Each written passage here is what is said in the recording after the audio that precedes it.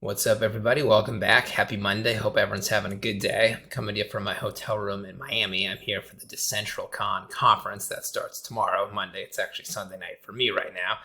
So the lighting and sound might be a little bit off in this video and tomorrow, so just bear with me. Today's video, I'm going to be doing a coin called DESO, the Decentralized Social Network. This is a by request video. I've gotten a bunch of messages from people who want me to cover this coin. So if you have any requests of a different coin that you'd like to see me cover, just drop in the comments below or send me a message.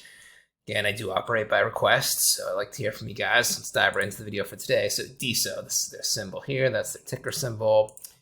It's a decentralized social network. They hit exchanges about a year and a half ago in June 2021. That's a time we've seen a lot of the projects I cover on this channel hit exchanges right during the peak of the 2021 bull markets.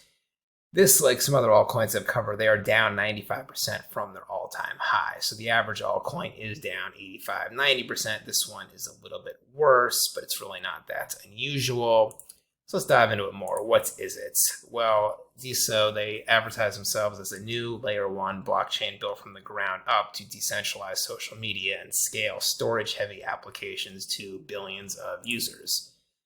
They believe in empowering an internet that's creator-led, user-owned, and open to millions of developers around the world to build off one another. DESO puts the ownership back in the hands of the users, not platforms. Your identity, your profile, your content, and your social graph can now be owned by you in a completely censorship-resistant way.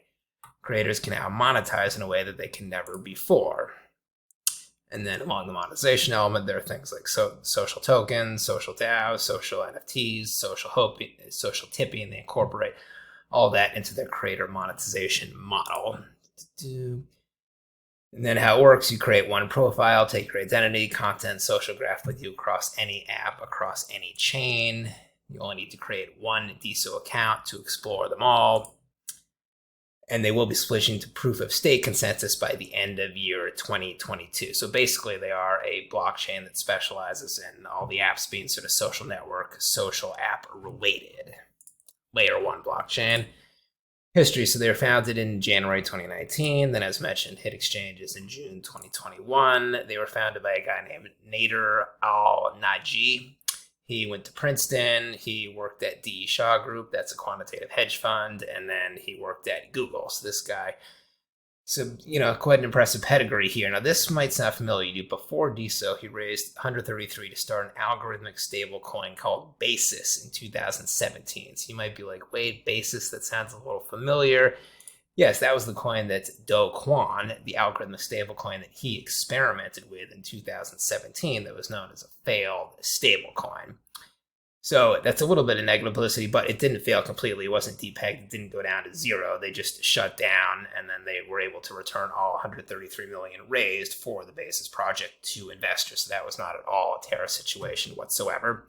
And to prove the confidence in Al-Naji, the founder of the project, most of those same venture capital firms, funded him $200 million for this project here at DESO. So no one was scared off by the Basis sort of algorithmic stablecoin failure in 2017. So the project, obviously very well funded, $200 million in the DESO Foundation. They also have a $50 million developer fund known as the Octane Fund. So they estimate that they have 6+ years of runway that they can get from the $200 million of funding. And now who was in this big fundraise in 2021? So this is basically the who's who of Silicon Valley right here. There's Andreessen Horowitz. They're pretty much the biggest. Sequoia Capital, one of the big ones in Silicon Valley. Coinbase Ventures. Polychain Capital, that's a 2016 formed crypto hedge fund. Pantera Capital, it's a real old school crypto hedge fund formed around 2013, I believe. Arrington XRP Capital, that's a crypto hedge fund, Silicon Valley, about 2017. Blockchain.com, that's old school. The Winklevoss twins, old school. So a lot of the real old school US VCs are involved in this project. Now, if you look at the exchanges, it's pretty much just on Coinbase and then a bunch of other small exchanges. So I would have to assume that given that they have tons of funding, that's not an obstacle to be limiting the number of exchanges they can get on. Basically, Coinbase seems to be one of their more important or crucial VCs invested in this, and they probably do not want the coin going on other exchanges like Binance, Crypto.com, etc.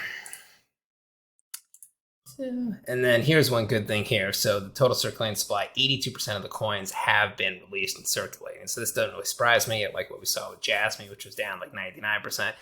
This coin, it is down 95% from all-time high, but to get a coin, to get a price that's down that much, pretty much all the coins would have to be invested anyway. So I was pretty relieved when I saw 82% of coins only a year and a half in are unlocked. So the good news there is that there isn't really that much lower the coin can go, because there's very few coins that are still set to be unlocked.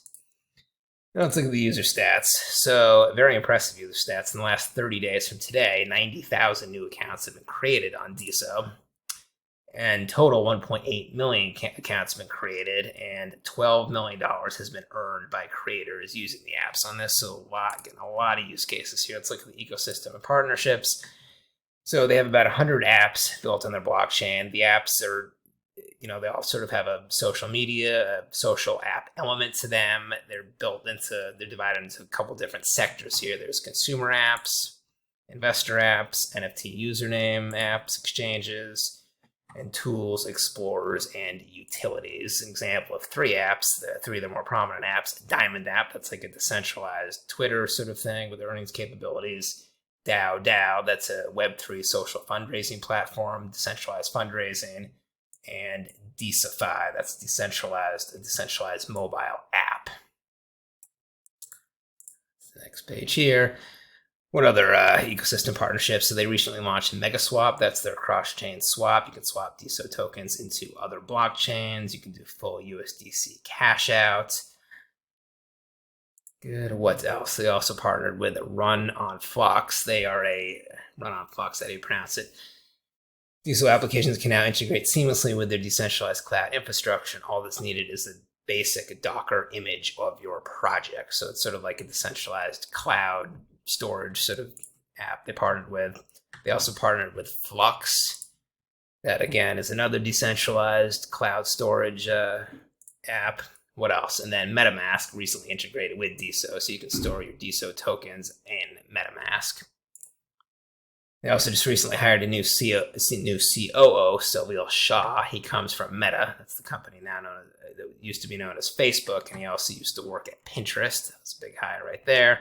And they have been pretty active on the event circuit. Their founder, Nader Al-Naji, as mentioned, he was presented at the Masari Mainnet 2022 conference recently. If you look at the metrics, this is here. So they're ranked 238 in total market cap. The market cap is 77 million. So that's like a lot of the projects covered in my show here. Sort of the medium to large market cap size projects. Projects a lot of people have heard of, but they're not quite in the top 10, top 20 yet. So there's room to grow. What else here? So, and then the 82% circulating supply. I already mentioned that. Look at the trading volume. So it's pretty heavy. It's not thinly. There's no thin volumes to worry about here. If you trade it on exchange, you can slip at about $23,000, $24,000 at market order, buy or sell, without having to worry about slippage. So liquidity is not a problem. So for today, I hope you enjoyed the video. Again, excuse the poor lighting and poor sound coming from the hotel room. I will have another video tomorrow night where I go over how day one of the conference was. Just some updates, all that kind of stuff. What kind of projects excited me, so that should be good. That's it for today. I'll see you tomorrow with a new video. Ben Crypto signing out. Catch you later.